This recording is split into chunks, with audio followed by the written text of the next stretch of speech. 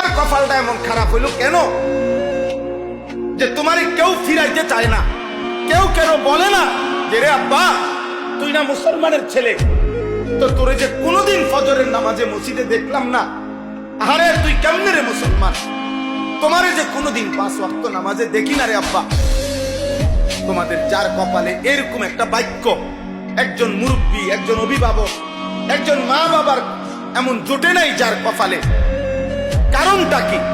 আমার স্পষ্ট বুঝ এটা, আমি এটা বুঝন হইল তুমি হইলা এই সমাজের আবর্জনা, তুমি হইলা এই সমাজের ময়লা।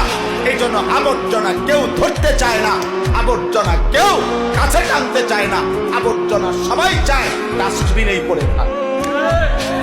এই জন্য নেশাখোর তুই এই সমাজের আবর্জনা, মদখোর তুই এই সমাজের আবর্জনা, নারী এবং জিনার ব্যভিচার অসভ্যতার নোংরামির সাথে যারা জুড়ে আছো তুই এই সমাজের নাপাক ময়লা, তোকে ডাস্টবিনে ফেলে রাখছে এই সমাজ।